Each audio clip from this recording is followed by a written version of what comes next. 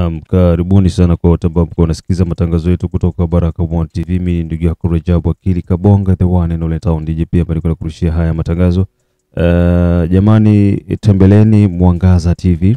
Hii hapa ni moja kati ya TV zetu mpya ambazo pia utakuwa unasikiza matangazo yake kutoka ndani ya jiji la Bukavu, Goma, pamoja na Uvira. So matukio yote yanaendelea kwenye uwanja wa mapigano utakuwa unapata kupitia Mwangaza TV.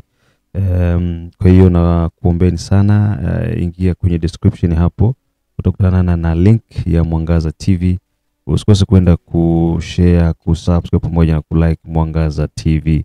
Hii ambayo unasikiza ni Baraka1 TV. Tuko saa 6 saa za Afrika Kati, ikiwa ni 7 majira Afrika Mashariki, na ni tarehe 8 za mwezi wa 10 2025. Ndugu yako the one and only town DJP Rajabu Akili Kabonga. Karibuni sana. Ni kwamba katika mambo ambayo tutazungumza, tutazungumza jambo moja, na hili jambo kama watu wanalifanyia kazi basi litatupa nafasi nzuri.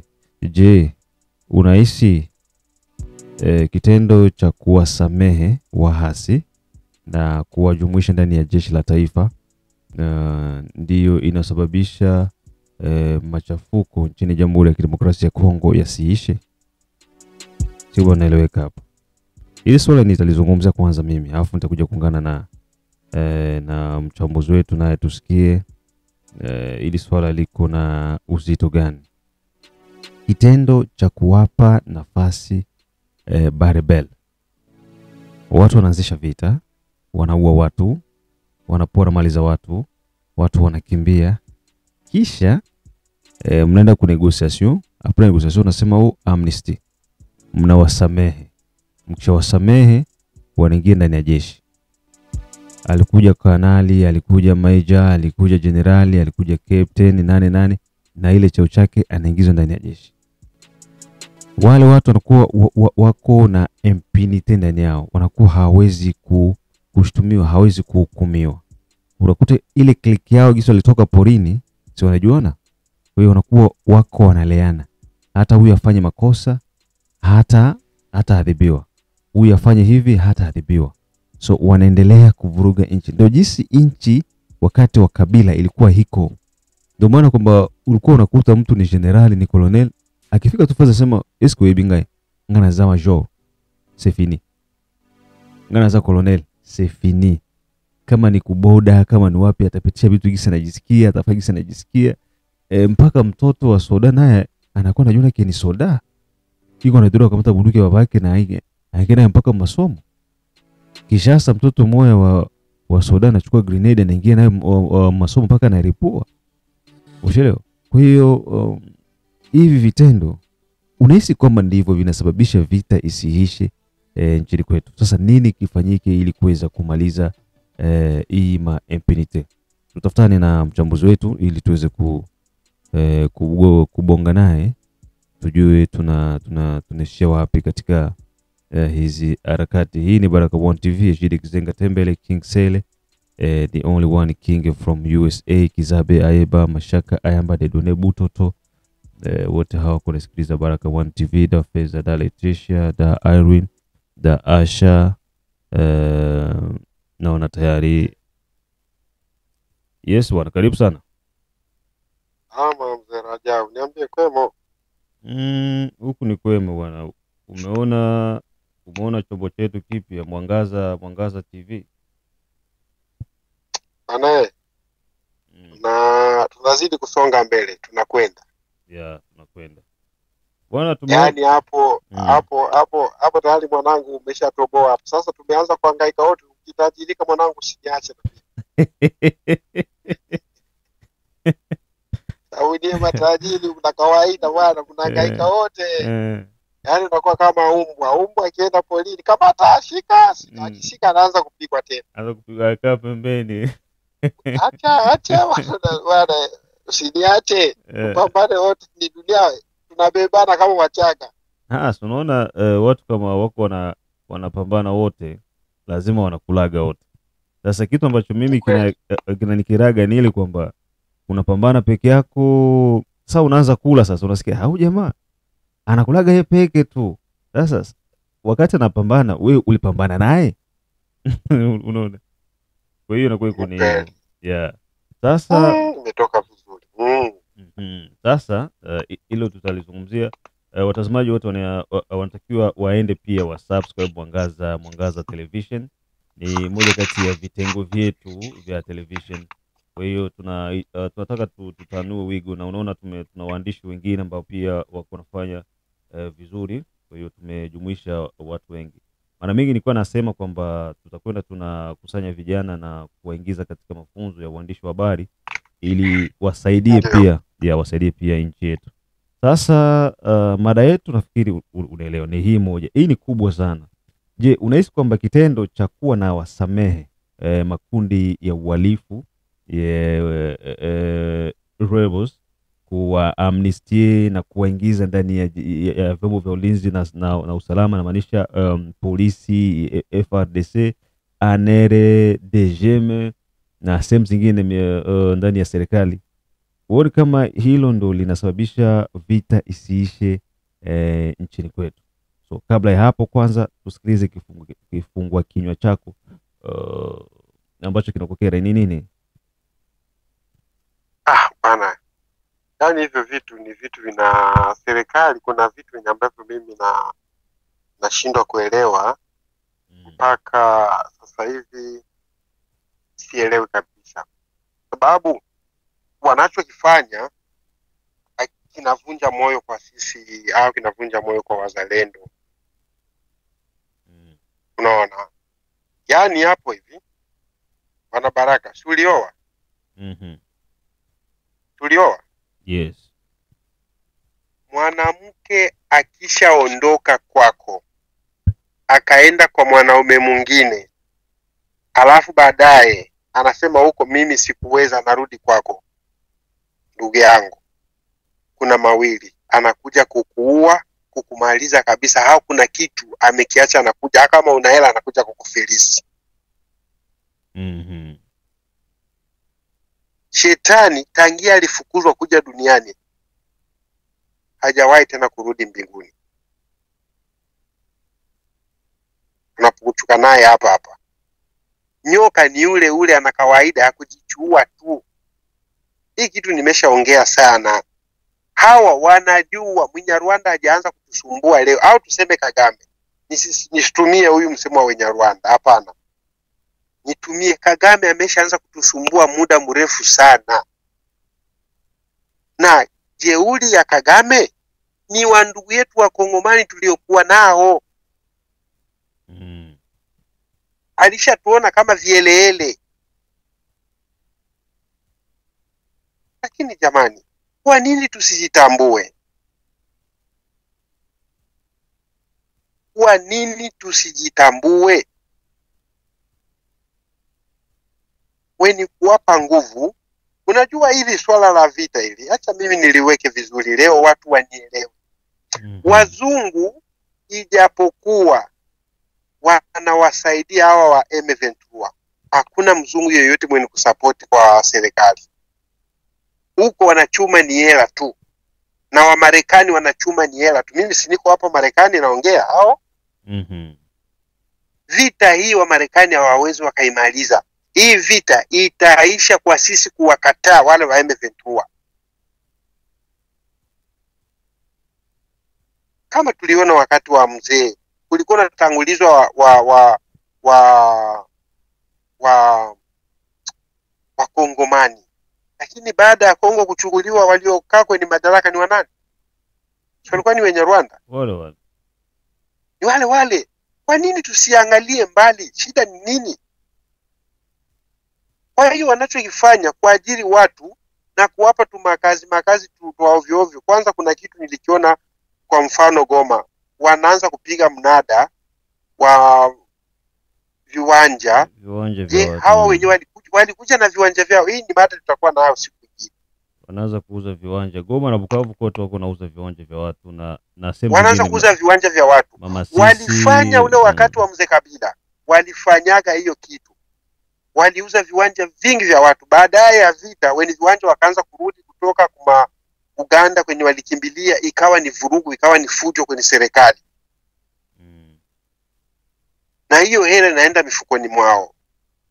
Hawa watu, kulingana na swali lako ulioniuliza, wale wanaoshikwa kutoka kwa hawa wa M23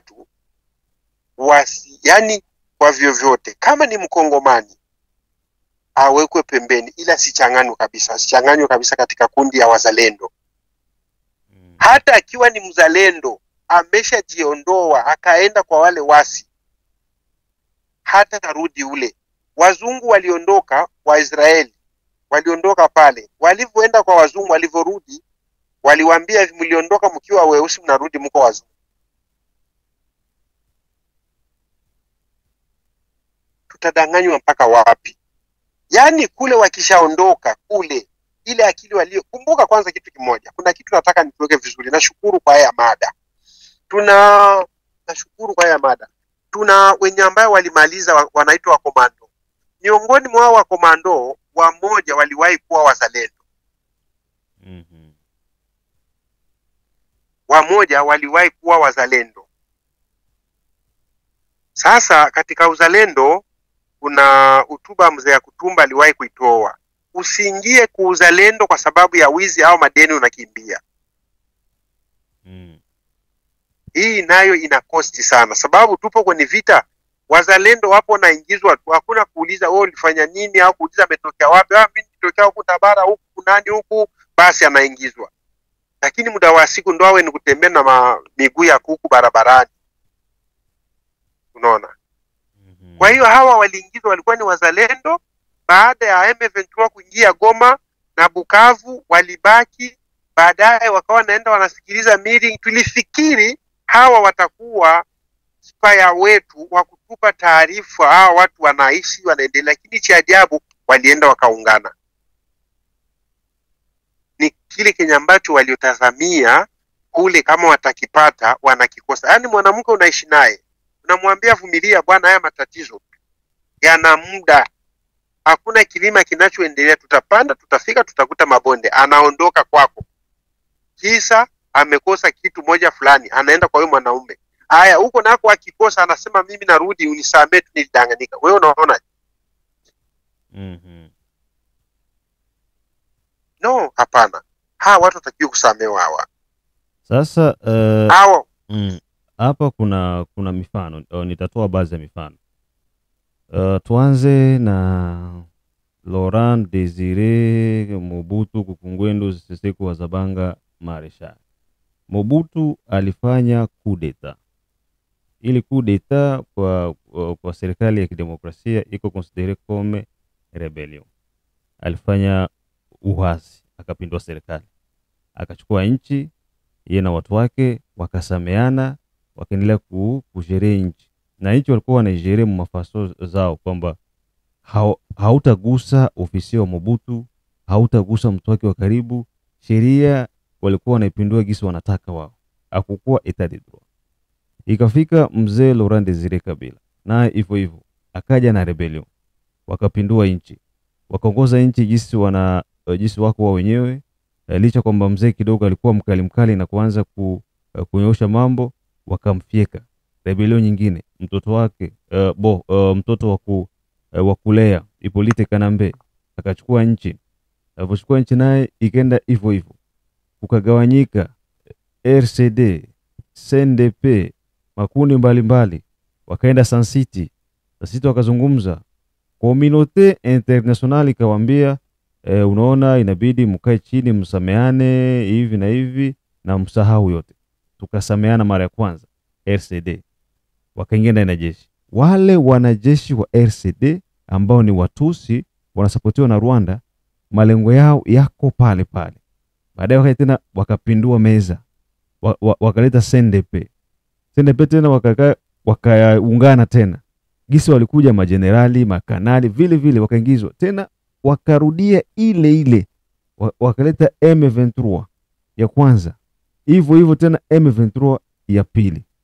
Hii kusamehe watu, kuwajumuisha ndani ya jeshi, kusamehe watu, kuwatia ndani ya polisi.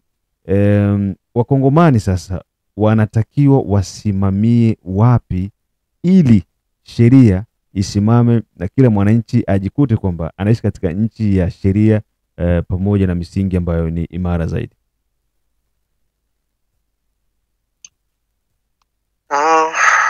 Ni kweli. Unajua kuna kitu, wale wenikuwa na magari au wanaoendesha magari au mapikipiki, yani upo unaendesha pikipiki, mafuta ya gari, ile mafuta ya moteri ya engine, ile mafuta inaspire, inamalizika nguvu. Baada ya wewe kuvidea ile mafuta, uweke mafuta mengine, unakamata mafuta ingine ya mpya, unaenda unatumbukiza mwa ile mafuta yenye ambayo ilishaspire. Yote inaharibika. Yote itaharibika. Yote inaharibika. Sina na ukweli hii engine itaendelea muda mrefu. Kosa kubwa, ugomvi tuko nao, hatuna na waskari. Waskari wenye tuko nao hawa wa serikali ni waskari wenye ambao wameshapandikizwa disease. Sijui kwa Swahili tunaitaje. Wameshapandikizwa maradhi. Sindo wale ambao walichangwa walipandikizwa miaka 18. Na miongoni mwao serikali tunaiomba, kama wanakuwa wanatusikia, tule tuze tote. Tuze tote kwanza, tuanzia wakati wa Mobutu. Wote wazee wote waondolewe.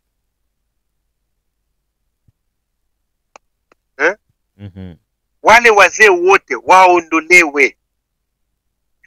Kama kweli Kinshasa wanajua orodha ya waskari, wafate, waondoe wale wenye walitumika kwanza na Mobutu. Mimi nasema, sisemi kwa ubaya, rais kama hawezi kuwa makini, Rais Tshisekedi, hawa ndio wenye kusumbua, hawa ndio wenye kumsumbua, hawa ndio wenye kudili na wakina Kanambe na wakina Nanga, ni wale wa zamani wenye ambaye Joseph aliacha na wapandikiza. Sasa hii iko ni shortcut. Hivi na hawa wenye kupambana wazalendo wapate uhuru. Leo naweza nikasema kwanza, kwa mfano Mzee ya Kutumba. Nakumbuka Mzee ya Kutumba aliwahi kufungwa. Na ukiangalia kosa iliyompelekea mpaka kufungwa haikuwa kosa ya sababu sana. Unaona? Lakini kuna watu wana makosa makubwa mkijeshi. Wale wazee wote waondolewe. Waondolewe. Wapewe marupurupu yao kama kwenye utaratibu wa serikali, wakae pembeni. Kama kuko ni manouveau engagement beko wanakuja. Okay, kuko diskuru ilifaniziwa kule kweta nini ya askari Kinshasa.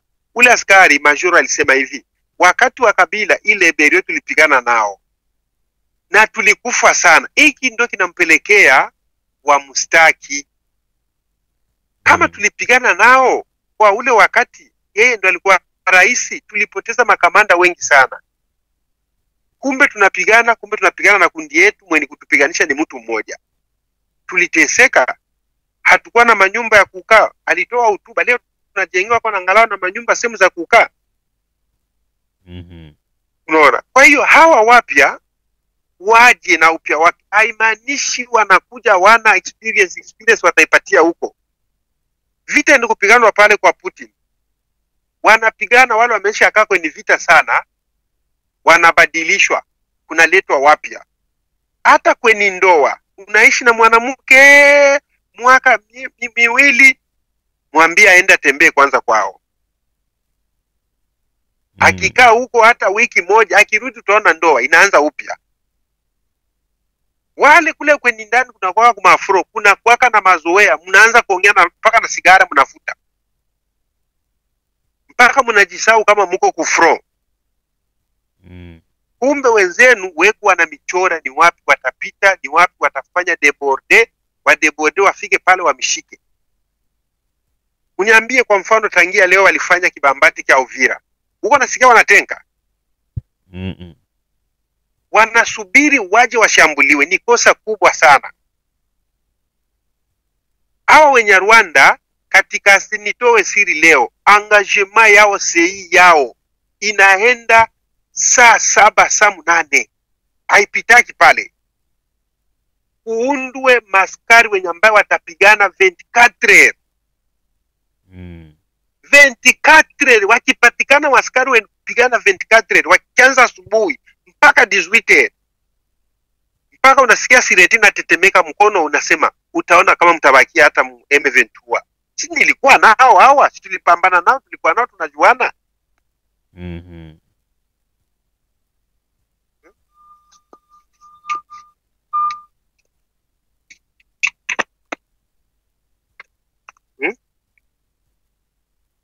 Tulikuwa nao, tunajuana hawa jamaa, hawatusumbui. Hakuna askari mwenye kuwa na nguvu ya kupigana kwanza tu 5 hii ni sisi tunatoa 5 fe kufika maduze amuchoki, Mungu mnakombozana tu. Minisio iwe karibu, utaona kama hata Goma Bukavu utaona kama utabakia. Sio hii baada dakika kidogo mnabaki kimya. No, vita kabisa, oserie kabisa, mnajipanga vizuri. Sheni ni kufuata ya minisio kulanforce ku premiere ligne, alafu ndo muanze sasa. Fungua fe kabisa. Mnaomba na bombardement, alafu muwe bachini. Ndugu yangu, huyu ni mchezo wanatuchezea wapanya huyu. Tulikuwa tunaenda, kuna sehemu moja mimi nakumbuka ilikuwa ni sehemu moja ni manono kule mamita wakasongwa mwana mamudupi. Tulikutanaka na upinzani kule ndugu yangu. Make saa 10 hakuna hata kikosi kenye kilibakiaga, watu wetu wakabandone kukimbia.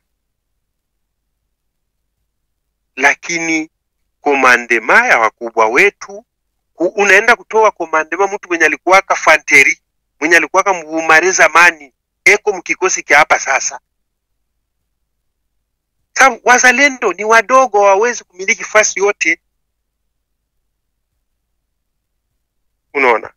Kwa hiyo kuundu kikosi kile ambacho kitaonekana kitapigana 24 kiko mlinye 24. Kwa maana hiyo tuseme kwamba Rais Felix iko na sheria ya kukataa kufanya mixage na ba M23.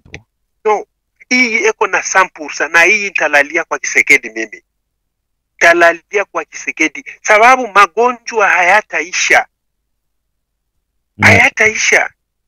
Na kwa kusema kwamba endapo tutakataa kuungana kuwatia M23 mu arme, ndo itakuwa sasa chanzo cha kwenda kupata amani ya kudumu, kwa sababu hatutakuwa tena na Benfiltre. Tupigane mpaka wakati wa mwisho, mpaka tuene ya mwisho, na sisi wenye kuwa huku tusichoke kusema kama wao watakuwa na nguvu ya kutuganie, bataganie. Nadhani beko Rwanda nzima, beko kama ni makatolze kama ni ngapi, hawatuzidi. Hawatuzidi. Baite na Basudani na wengine, baite. Hapa tunajua Sudani wapo, Uganda wapo na wengine, na Tanzania wote na kujifitre, ule wanajificha Kenya kikosi kipo. Ila nakwambia tutapigana, hakuna uhuru unaopatikana kiurahisi. Haupo. Tangia dunia ilianzaka. Haupo, ni lazima tusimame nao. Hakuna kunegosie. Hakuna kunegosie. Leo nini Afghanistan pale walipata uhuru, walipigana na Marekani miaka 25. Amerika wanasema no, haiwezekani. Bakabandone bakacha. Kwa hiyo tupigane mpaka wakati wa mwisho. Unajua, acha nimeambie kitu Kenya ambacho hamjui. Hii vita ni kupigana na Kongo au maeneo mengine. Mimi nakwambia mpaka sasa hivi tunaongea Marekani, Ufaransa. Unajua tangia utawala wa Macron alishabadilisha wale banani mara ngapi? Karibuni mara 5. Hali ni ngumu. Inaharibu na uchumi. Waziri mkuu amejiuzuru jana juzi. Haya, huyu ni wangapi? Ni wa 4 au 5. Unaona? Sasa kama uchumi unaanguka huku Ulaya, hawa ndio kumsimamia Kagame na kumpa misaada na kufanya mambo ya mazingira. Banaenda kufanya mipango ya mazingira. Rwanda kuna mazingira gani? Banaiba pesa Mkongo, banaenda kufanya mikutano ku Rwanda. Kuna mazingira gani? Na kuboresha na kuonesha kama ni nchi moja usalama. Yaani kule wakongomani wanakufa, kule Rwanda Kagame wanaishi. Kwa nini iwe hivyo? Kwa nini tusigawane maumivu? Sasa kwa hili swala unaamini na tunaamini kwamba kuna wanasiasa wengi ambao wako kwenye uongozi ambao walitokana na uasi, wao ndio wako wasaidia makundi ya wahasi. Kwa hawa wanasiasa wakongomani ambao tunajua kwamba fulani na fulani iko na zile chembe chembe, tuwafanye nini? Kwa wafanya siasa wote wenye tuko nao, wote weko ngambo ya M23. Kwa wanasiasa wote wenye ambao tupo nao, wote weko na support ba M23. Sijaona ukweli wa mfanya siasa mmoja tu na nani, mzee nani, Fayulu. Ni yepe kila siku alikuwa na yeye ndo mwenyewe alikataa kupewa madaraka na Joseph Kabila. Yeye ndo alikataa. Alisema ni lazima ujiondoe. Alikataa makubaliano ya kusema hivi, unilinde na vitu vyangu vyote, na kukubali ile constitution ya kusema kama nisiguswe kwenye maisha yangu na familia. Fayulu alipinga. Mara 10 nikose, lakini wewe na mimi tutakula sahani moja. Baada ya hapo Joseph akaona asema hapana. Akamwambia mkubwa wake Kagame, asema hapana, haiwezekani. Na huku nako Trump akawa anazidisha pressure. Anamwambia ni lazima uondoke. Kule kusita Trump akafanya vitisho, akatuma baskari ku Congo Brazza. Kagame akaona, Kabila akaona hapana, mambo yatakuwa ni moto. Ndo bahati tende na ngokia kwa watu, ndo bahati ndo kumuita Kisekedi. Kisekedi naye akaenda kama vile kimbutumbutu, akaonekana kama vile kimutu kijinga. Sasa leo ndo anawasumbua. Unaona? Kwa hiyo tushukuru kwanza kwa hili kupata madaraka kwanza kwa Mkongomani. Hii nasema mimi, narudia mara 10, ndugu yangu, Mwinyarwanda sio mtu, hajaumbiwa katika hali ya utu. Yeye akili yake yote ni ile Mjerumani aliacha anamwambia wewe ndio bora, unatakiwa utawale hii Afrika yote. Hicho ndo kiko mkichwa mwake. Na kesi hii ya Kongo, wasifikiri tu ni Kongo ndio ni kuunguliwa na nyumba. Wenyarwanda wote wanaamini utawala utabakia mikono yao kama vile Mjerumani alivyowaambia. Hicho ndo wanachoamini. Sababu sasa hivi kuna nchi kama ine Wenyarwanda wanatawala. Huyu utata weni kuingia siasa Tanzania wapo ndani. Tunaona kwa taarifa zetu watu ambao wamekwenda kumteka Polepole, kuna huu kamanda ACP mwenye asili ya Rwanda, ni Mnyarwanda. Ya Rwanda. Angalia Ruto, tulikuwa na matatizo na Kenya wakati wa rais aliondoka mstaafu. Sio kama haya anakuja kwa Ruto. Ruto anaiunga 100%. Haya, Uganda ni ya nani? Ni Mjomba na Mwipwa. Wote walisaidiana kukomboana ile nchi mbili. Kwa hiyo imeshakuwa nchi mbili. Kule wanaungana na Somalia kupitia Kenya. Kwa hiyo wanataka watawale hii sehemu zingine zote. Ujumbe wako wa mwisho kwa Kongomani kuhusiana na kutokusapoti makundi ya silaha ili kutupata amani ya kudumu na kutokusapoti viongozi ambao wanawasapoti makundi ya silaha, ni ujumbe gani kumalizia? Ujumbe wa mwisho mimi nawaambia kwa kikosi kwanza kile kupigana. Mnapokuwa huko mbele unaona uko blesse, hauwezi kutoka huko, umalizeni. Mnaona kabisa msikubali aende. Hiyo ni moja. 2, mnayeona kama nataka kugeuka hata awe kamanda, mgeukie hapo hapo. Hivi ndio tutaenda vizuri. Unaona kamanda anatafuta kumiuzisha kabisa. Plan mnaiona kabisa. Beko pale pa kilima.